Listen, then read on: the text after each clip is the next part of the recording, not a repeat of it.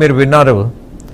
అలాగే మీరు కూడా మీరు జిల్లాకు సంబంధించిన అనేక ప్రాంతాల్లో అబ్జర్వ్ చేసినటువంటి విషయాల్లో the jubilant mood which we have seen, which we have observed, ఆ స్వేరింగ్ సెరమనీ అప్పుడు ఆ దృశ్యాలు చూస్తుంటే చంద్రబాబు అలాగే మోదీ మధ్య బంధం మామూలుగా కనపడట్లా.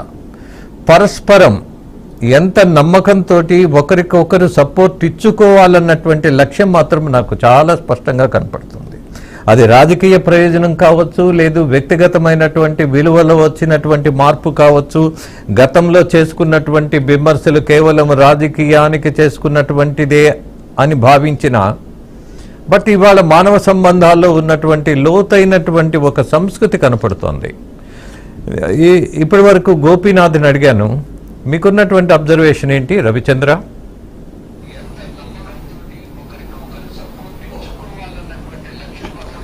సార్, ఎంతో కాలంగా ఎదురు చూసిన శుభ సమయం, కోరుకున్న శుభ సందర్భం. నారా చంద్రబాబు నాయుడు అనే నేను అనే పదం మహాసంకల్పమై అభివృద్ధి సంక్షేమం అనే మాట ఈరోజు తెలుగు రాష్ట్ర నలుమూలలా ప్రతిధ్వనించిందని మనం చెప్పచ్చు. ప్రధానంగా ఈరోజు మనం అందరూ చెప్పుకుంటున్నట్లు ఒక స్వేచ్ఛ ఈరోజు తమకు వస్తే ఎలా ఉంటుంది, అంధకారం నుంచి వెలుగులు నింపినప్పుడు, వెలుగులోకి వచ్చినప్పుడు ఆ భావోద్వేగ పరిస్థితులు, ఉద్విగ్న పరిస్థితులు, ఉత్తేజభరితమైనప్పుడు దాన్ని మాటల్లో వర్ణించలేం. అందుకు ఈరోజు నారా చంద్రబాబు నాయుడు అనే నేను అనే ప్రమాణ స్వీకార కార్యక్రమం, ఈరోజు ఆ కార్యక్రమాన్ని వారు తిలకించినప్పుడు చాలామంది ప్రధానంగా మహిళల్లో ఆనంద బాష్పాలు కార్చారు. మనసుల్లోని మాటను మనం మాటల్లో వర్ణించలేం. అలా తమ మనసుల్లోని ఆ భావోద్వేగాలను, ఆ ఉత్తేజాన్ని, ఆ సంతోషాన్ని వారు తిలకించినప్పుడు మనకి వారి కళ్ళల్లోని ఆనందం ఎంతగానో అది చెప్పలేని విధంగా కనిపిస్తుంది. కారణం 5 ఏళ్ల పాటు ఏదైతే తమ మీద కొనసాగిన నిర్బంధం, దాడులు, భయం ఇవన్నీ పోయినప్పుడు స్వేచ్ఛలో విహరించినప్పుడు ఒక మనిషి ఏ విధంగా సంతోషపడతారో అలాంటి పరిస్థితే కనిపించింది.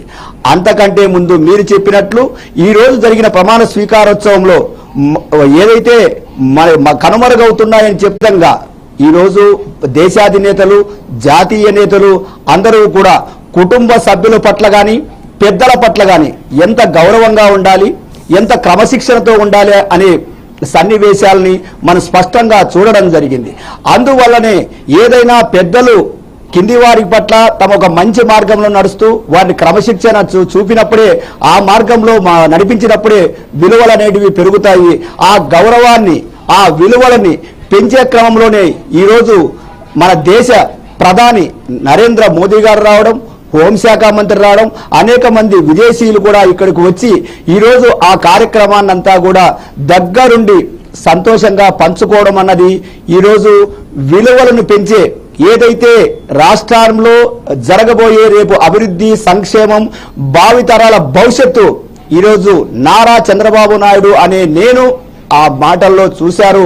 అదే ఒక వారికి బలమైంది, భరోసా అయింది. అదంతా కూడా ఈరోజు ఆ ప్రజల కళ్ళల్లోని ఆనందం కానీ, వారి మనసుల్లోని ఆనందం కానీ, వారి మాటల్లోని ఆనందంగా కూడా మనకి కనిపించింది.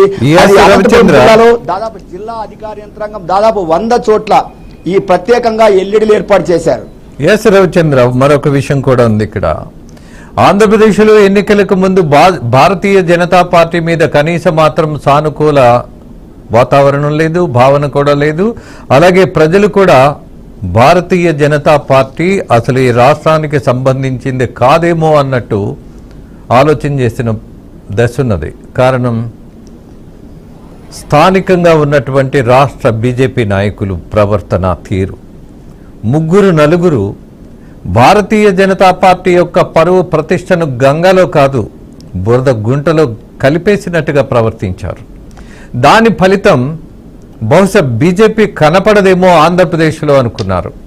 కానీ బీజేపీ కనపడడం కాదు, ఈ రాష్ట్ర భవిష్యత్తును నిర్మించే దాంట్లో ప్రధాన పాత్ర పోషించబోతుంది అన్నది వాస్తవంగా మారింది. ఇవాళ ఏమంటారు? రవి? ఖచ్చితంగా సార్ అది కనిపించింది. అంతే ఎందుకు ఈరోజు ఏదేదో అమరావతి ఈ రాష్ట్రానికి ఏదైతే రాజధాని లేదు అని ఇంతకాలం చెప్పుకుంటున్న మనం ఒక్కసారిగా ఈ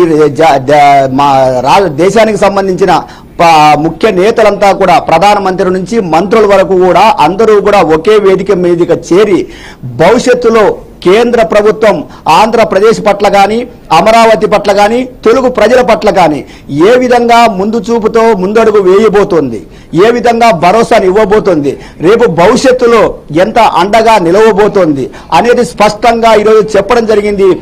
ఏదైనా కూడా చెప్పడం కంటే కూడా మనకి ఒక వేదిక మీద వారు చూపే ప్రేమ గాని ఆప్యాయత గాని అనురాగం గాని వీటి వల్లనే మనకి స్పష్టంగా కనిపిస్తుంది. గతానికి భిన్నమైన పరిస్థితులు ఈ రోజు జరిగిన ప్రమాణ స్వీకారోత్సవంలో ఏదైతే కేంద్రానికి సంబంధించిన ముఖ్య నేతలందరూ కూడా ఈ రాష్ట్ర ప్రభుత్వం పట్ల గాని కొత్తగా ప్రభుత్వం ఏర్పాటు చేయబోతున్న నేతల పట్ల గాని చూపిన ఆ ఆప్యాయత అనురాగాలను ఆ కలుపుగోలు తరాన్ని కూడా మనం చూడడం జరిగింది. ఇది మనం ఖచ్చితంగా ఈ ప్రజలంతా కోరుకుంటున్నది. అంటే వర్గ వైషమ్యాలు కాకోకుండా అన్ని మతాలు వర్గాలు అందరూ కూడా సుఖ సంతోషాలతో ఉండాలి అనేది కనిపించింది. రవి, ప్రధానంగా ప్రజలు ఆశించింది వైషమ్యం కంటే కూడా ఒక స్నేహ బంధం కోరుకున్నారు. కానీ ఆ స్నేహ బంధాన్ని కోరుకున్నంత మాత్రాన సాధ్యపడుతుందా?